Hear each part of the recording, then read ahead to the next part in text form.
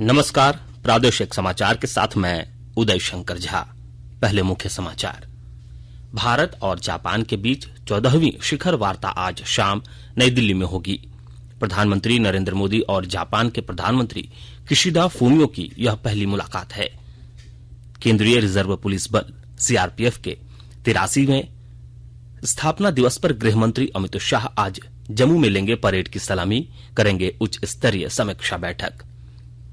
राज्य में रंगों के त्योहार होली की धूम, स्वास्थ्य विशेषज्ञों ने दी सावधानी बरतने की सलाह। और जमशेदपुर में चल रहे सैफ अंडर 18 महिला फुटबॉल चैंपियनशिप में भारत आज अपने दूसरे मैच में पिछले चैंपियन बांग्लादेश के साथ खेलेगा। और समाचार से पहले एक जरूरी संदेश। श्रोताओं से अपील है कि कोविड से सुरक्षित रहने के लिए कृपया इन 4 सरल उपायों का पालन अवश्य करें।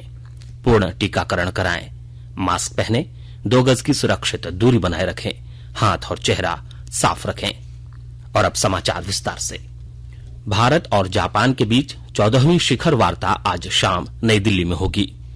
प्रधानमंत्री नरेंद्र मोदी के निमंत्रण पर जापान के प्रधानमंत्री किशिदा फूमियो भारत जापान वार्षिक शिखर वार्ता के लिए आज दोपहर नई दिल्ली पहुंच रहे हैं।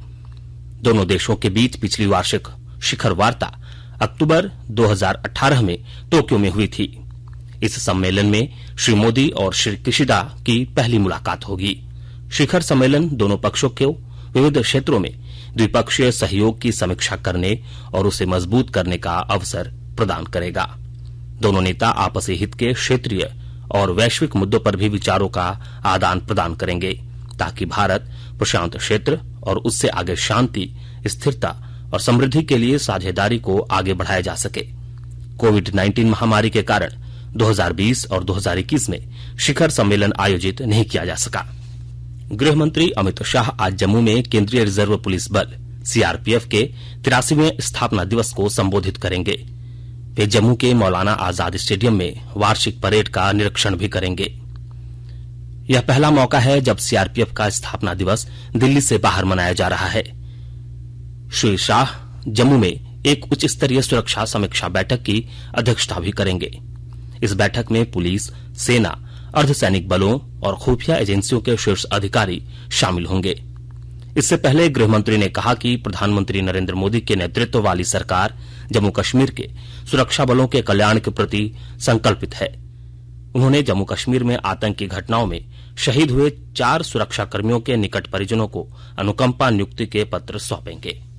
संघर्षरत यूक्रेन में भारतीय दूतावास ने वहां रह रहे भारतीयों के लिए कल एक परामर्श जारी किया। इसमें कहा गया है कि भारतीय दूतावास के ईमेल cons1.kviv@mea.gov.in के जरिए संपर्क किया जा सकता है। सहायता के लिए व्हाट्सएप पर 24 घंटे हेल्पलाइन नंबर काम कर रही है।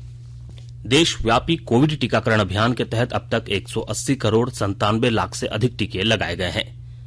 स्वास्थ्य मंत्रालय ने बताया कि पिछले 24 घंटों में 15,77,000 से अधिक टीके लगाए गए। इस दौरान 2,528 लोगों में कोरोना संक्रमण की पुष्टि हुई। इस समय देश में 29,181 कोविड रोगियों का उपचार चल रहा है। कल 3,997 रोगी संक्रमण मुक्त हुए।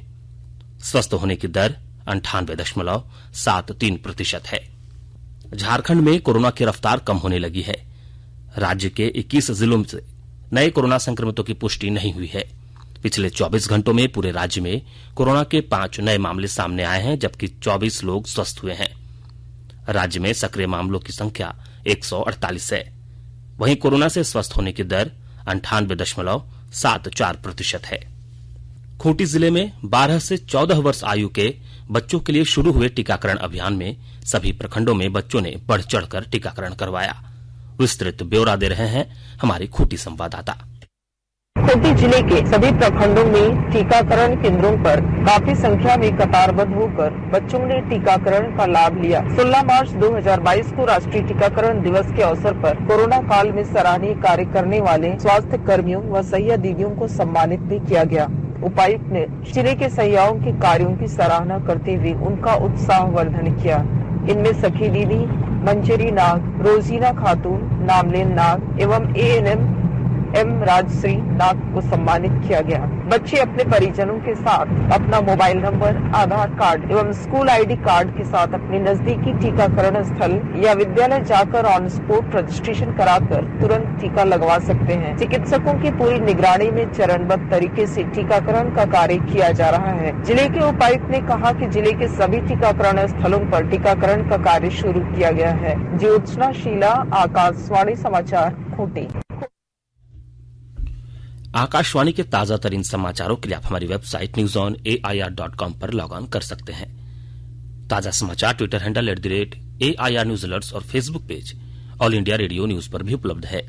आप प्रादेशिक समाचार एकांश के ट्विटर हैंडल @AIR News _ और फेसबुक, इंस्टाग्राम पेज तथा YouTube channel AIR News Ranchi पर भी हमारे बुलेटिन सुन सकते हैं। प्रादेशिक समाचार आप आकाशवाणी रांची से सुन रहे हैं और अब पेश है कोरोना से बचाव के कुछ संदेश।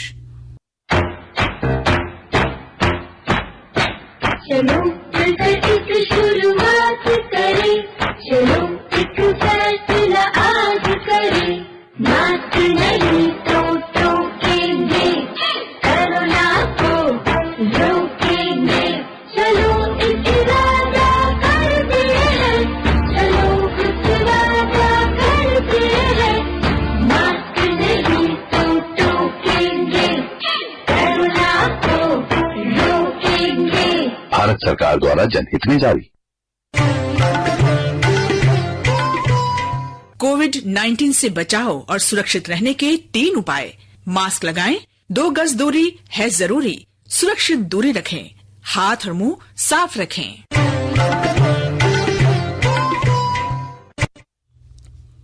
प्रादेशिक समाचार में आपका एक बार फिर से स्वागत है। प्रेम, भाईचारे और सद्भाव के रंगों का त्योहार होली आज राज्य भर में मनाया जा रहा है। यह त्योहार वसंत के उल्लास का प्रतीक है। कोविड संक्रमण के दौर को देखते हुए स्वास्थ्य विशेषज्ञों ने होली मनाते समय एहतियाती उपायों का पालन करने को कहा है। उन्होंने रसायन मिश्रित रंगों से बचने और केवल जैविक रंगों से होली खेलने की सलाह दी है। राष्ट्रपति रामनाथ कोविंद, उपराष्ट्रपति एम वेंकैया नायडू और प्रधानमंत्री नरेंद्र मोदी ने देशवासियों को होली की बधाई दी है। राष्ट्रपति ने अपने संदेश में कहा है कि रंगों का यह त्योहार लोगों के जीवन में आनंद और उल्लास लेकर आए। श्री कोविंद ने प्रत्येक के जीवन में सकारात्मक ऊर्जा और राष्ट्र निर्माण की भावना सुदृढ़ होने की कामना की। उपराष्ट्रपति ने अपने संदेश में कहा कि होली शांति, समृद्धि और खुशहाली तथा प्रेम और भाईचारे को प्रगाढ़ करने का त्योहार है। प्रधानमंत्री ने होली की बधाई देते हुए कामना की कि होली के रंग प्रत्येक व्यक्ति के जीवन में उमंग और उल्लास लाएंगे। इधर राज्यपाल रमेश बैस ने राज्यवासियों को रंगों का त्योहार होली पर बधाई देते हुए सभी के लिए सुख, शांति और समृद्धि की कामना की है। वहीं मुख्यमंत्री हेमंत सोरेन ने झारखंड वासियों को रंगों के त्योहार होली और प्रकृति पर्व महापर्व की शुभकामनाएं और बधाई दी। श्री सोरेन ने कहा कि प्रकृति से जुड़ाव की सभी आदिवासियों को जल, जंगल और जमीन की रक्षा करने की प्रेरणा देता है। जमशेदपुर के जुगसलाई में कल पर्यावरण संरक्षण के उद्देश्य से विशेष फूलों की होली खेली गई। इस कार्यक्रम में राज्य के स्वास्थ्य मंत्री बन्ना गुप्ता अपनी धर्मपत्नी संग उपस्थित होकर फूलों की होली खेली और सारे राज्यवासियों को होली के त्योहार की ढेर सारी शुभकामनाएं दी। इस दौरान स्वास्थ्य मंत्री बन्ना गुप्ता ने बताया कि वैश्विक महामारी का प्रकोप अब धीरे धीरे थम रहा है। ऐसे में फिर एक नई उमंग से उत्साह के साथ एक परिवार के सदस्य बनकर वसुधैव कुटुंबकम के सिद्धांत पर चलकर आज त्योहार को मना रहे हैं। सरायकेला खरसावां जिले में शांति और भाईचारे का प्रतीक के रूप में जिले में होली सौहार्दपूर्ण वातावरण में मनाई जा रही है। जिला मुख्यालय सरायकेला, आदित्यपुर, गम्हरिया, चांडिल, खरसावां समेत सभी प्रखंडों में होली की धूम मची हुई है। जिला प्रशासन द्वारा तैयार किए गए गाइडलाइन के अनुरूप ही होली मनाई जा रही है। इसमें सामाजिक संगठन भी जिला प्रशासन का सहयोग कर रहे हैं। सरायकेला में कल भगवान श्रीकृष्ण की पालकी यात्रा निकाली गई, जिसमें स्वयं भगवान श्रीकृष्ण भक्तों के दरवाजे पर पहुंचे और भक्तों के साथ होली खेली। उधर गोड्डा जिले में होली व शब बारात को लेकर सुरक्षा के कड़े बंदोबस्त किए गए हैं। 142 स्थानों पर दंडाधिकारी के साथ स्टैटिस्टिक्स फोर्स की तैनाती की गई है। सुरक्षा व्यवस्था में 500 से अधिक जवान व अधिकारी लगाए गए हैं। जिले के अधिकांश ग्रामीण इलाकों में कल ही होली मनाई गई, जबकि शहर के आधे हिस्से में आज होली मनाई जा रही है। अमृत महोत्सव के तहत आकाशवाणी के साप्ताहिक क्विज में आइए आप भी शामिल हों।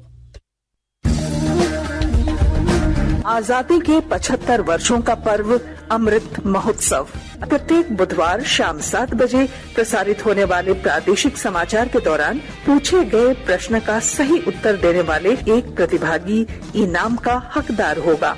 इसके लिए सुनते रहें आकाशवाणी रांची का प्रसारण।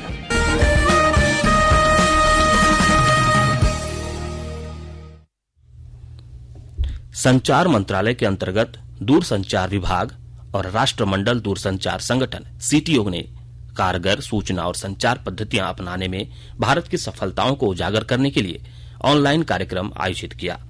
इसका विषय था डिजिटल रूपांतरण में भारत की उपलब्धियां। भारत सीटीओ का सदस्य है, जिसमें 33 देश शामिल हैं। कार्यक्रम के दौरान आधार और unified payment interface UPI system के क्षेत्र में भारत की उपलब्धियों की जानकारी सीटीओ के सदस्य देशों के प्रतिनिधियों के साथ साझा की गई।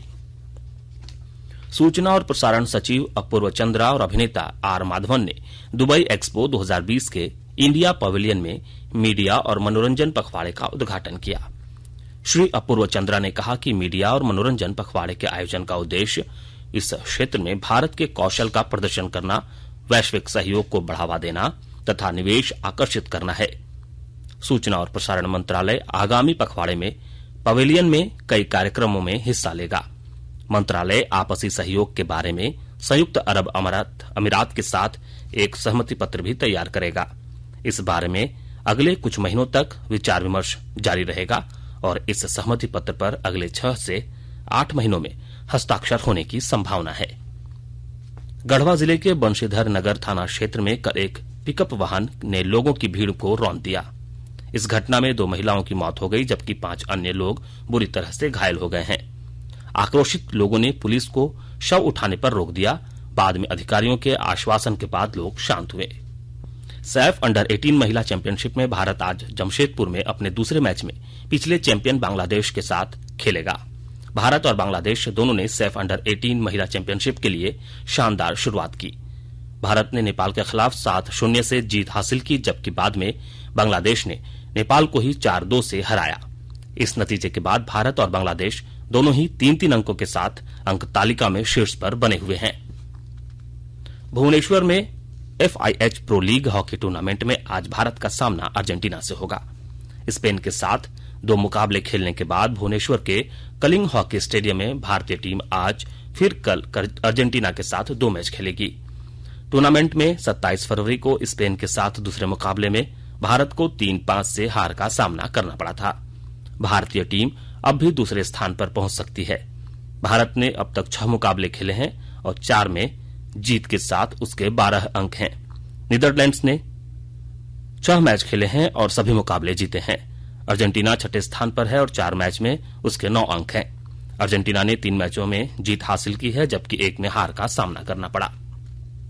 रंगों का त्योहार होली के अवसर पर राज्य से प्रकाशित होने वाले सभी समाचार पत्रों के कार्यालयों में 2 दिवसीय अवकाश है।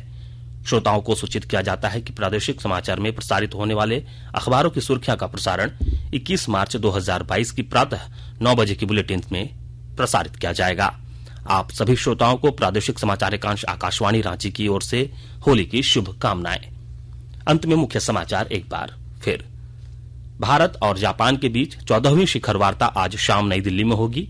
प्रधानमंत्री नरेंद्र मोदी और जापान के प्रधानमंत्री किशिदा फूमियो की यह पहली मुलाकात है। केंद्रीय रिजर्व पुलिस बल सीआरपीएफ के 83वें स्थापना दिवस पर गृह मंत्री अमित शाह आज जम्मू में लेंगे परेड की सलामी, करेंगे उच्च स्तरीय समीक्षा बैठक। राज्य में रंगों के त्योहार होली की धूम, स्वास्थ्य विशेषज्ञों ने दी सावधानी बरतने की सलाह। और जमशेदपुर में चल रहे सैफ अंडर 18 महिला फुटबॉल चैंपियनशिप में भारत आज अपने दूसरे मैच में पिछले चैंपियन बांग्लादेश के साथ खेलेगा। इसके साथ ही आकाशवाणी रांची से प्रादेशिक समाचार का यह बुलेटिन समाप्त हुआ। नमस्कार।